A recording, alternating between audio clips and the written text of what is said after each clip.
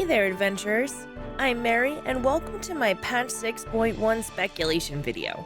If you've seen my other videos, you'll notice a change in format. I want speculation videos to be noticeably different from my more factual projects.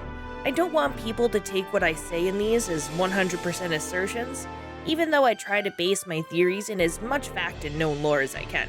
So, spoiler alerts for anyone who hasn't finished 6.1 main story quest or Mists of the Realm raid. And for Final Fantasy IV. It would reflect poorly on me if I let this intro drone on, so let's get to it.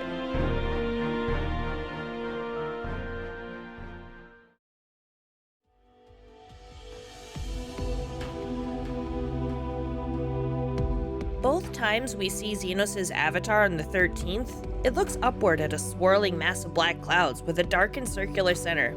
It's possible that what we're seeing is the 13th moon, or what's left of it. Now, we're going to have to back up a little so I can properly show you my string conspiracy board. During the 68th live letter, Yoshi P answered two relevant questions during the Q&A segment. The first question was asking about the first moon, and if the sundering affected nearby parts of outer space as well. The answer is that the reflections moons do have their own significance, but they can't get into that due to spoilers. After the sundering, the main part of Zodiark was imprisoned on Aetheris' moon, and at the same time, moons appeared in the other reflections, with pieces of Zodiark in them as well. They also mentioned that they're going to show this properly later. The second question asks if Zodiark and Hydaelyn are completely destroyed, or if parts still exist on the other reflections. The answer is that when Fandaniel crushed Zodiark's heart, Zodiark was completely destroyed. At the same time, the pieces of Zodiark sealed in the reflection's moons faded away. So with this information, we can infer that the 13th moon is going to play an important role. Even left in whatever state it is after the failed rejoining, it would still have had a piece of Zodiark sealed within it. We can confirm this by looking at Zodiark when we fought him. Those seals signify parts of Zodiark sealed away in the remaining reflections. 6 of them. It's not hard to believe that the dissipation of a chunk of the Elder Primal has caused an imbalance of already wonky Aether.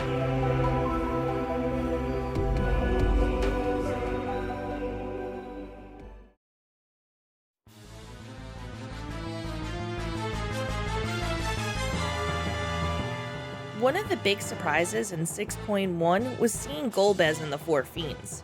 Uno Kalhai told us how the 13th was brought to ruin after a magic was developed to contain a defeated primal within Orsight. The energy eventually corrupted those who wielded it and turned them into hideous fiends, and no one on the side of light could oppose them. I think this is going to end up being the backstory for the 4 elemental archfiends. Golbez himself doesn't appear to be affected by the corruption. He talks about preparing for war and how he's been waiting for this opportunity for thousands of years. I think we can take some hints from his Final Fantasy IV version as to what his motivations are. Golbez starts out as the main antagonist, but it's later revealed that he was influenced by a Lunarian named Zeramus. There's a good possibility that he was the one that Igior manipulated into serving the Ascian's plans. Perhaps he was promised something like ruling over the planet if he did what she told him to, but it's instead resulted in a total corruption of the star. So I could see him as more of an anti-hero than a villain trying to restore his broken homeworld. An interesting thing to note is that the main story quest where we see Golbez is called A Brother's Grief. Granted, the name alludes to Virtra and his feelings of guilt towards his sister Azdaia, but Golbez also has a brother, who may also be working to restore their home. I wouldn't put it past the dev team to make this a double entendre.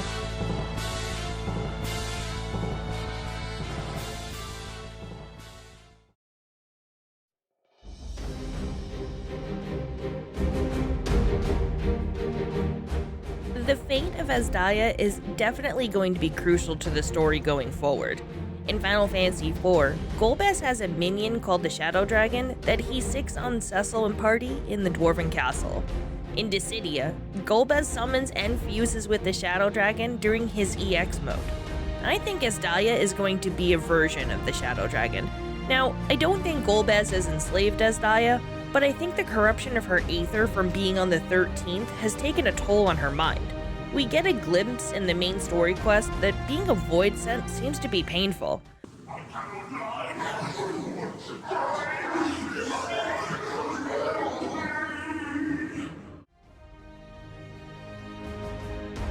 I like to compare it to hyperthyroidism if you know medicine. Like, they're consuming Aether, but they metabolize it so quickly that it can't sustain them. Enduring that pain for thousands of years could make Asdaya turn on us and Virtra, and require some sense knocked back into her. We could maybe even get a visual parallel of Rydia summoning the Mist Dragon to defeat the Shadow Dragon, but instead it's Virtra channeling his power through Varshan.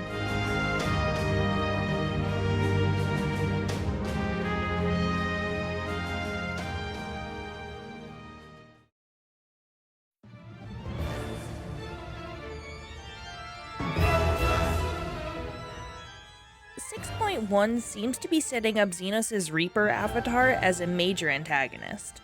I know at this point the data mining scientists have looked into it, but you don't have to dig that deep to discover their identity.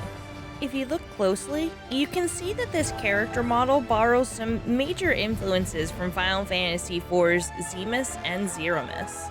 The floating semicircle above the avatar's head resembles the pattern above Zeramus' head, and they both have long robes that end in tattered edges with no visible feet. These swirling hair-like features are reminiscent of Zeramus' first form. It also has similar-looking spine-like appendages and arm to the final form of Zeramus. The human-looking hands covering its face may also be an homage to Zeramus.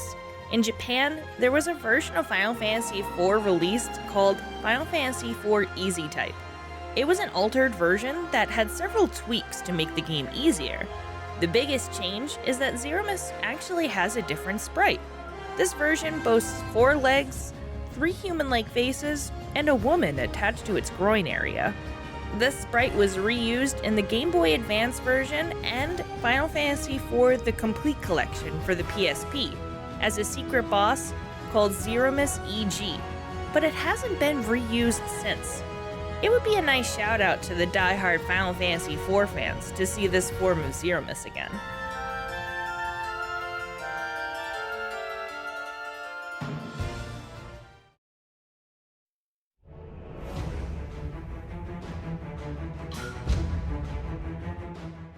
While not main story quest related, the Myths of the Realm raid lets us finally meet the 12.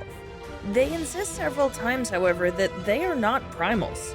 So, just who or what are they? If you think back to the cutscene where we were first introduced to Vena in Shadowbringers, we see her conversing with a group of 12 who would ultimately sacrifice their life force to summon Hydaelyn. I think the 12 are constructs made by Hydaelyn, similar to the Watcher, made in the image of her 12 followers' true forms. We can also guess at what their purpose is. Take the Sanctum of the 12, for example. Pay close attention to the order of the symbols of the 12. They're either shown in a circle or on opposite sides of even elements. We have 12 deities, 2 for each element. 1 astrally aspected and 1 umbrally aspected. I think their purpose is to restore etheric balance to the source after umbral calamities. The Phantom Realm is only visible during periods of etheric instability, which I'm sure the source's Aether is all kinds of unstable after the final days. The 12 may be goading us into fighting them as a way to rebalance the Aether, kinda like how we did in the Eden raids on the first. But let me know in the comment section what you think. What are some of your predictions for what's going to happen in either Myths of the Realm or the main story quest? If you missed my previous video, check it out. It goes over a bunch of Easter eggs and references you may have missed in patch 6.1. I'll leave a link in the description below. I plan on doing these videos for each patch as they come out, so if you enjoyed this, please consider giving it a like and subscribing so you don't miss out. Thanks for watching, and until next time, adventurers, remember, you matter, and may you ever walk in the light.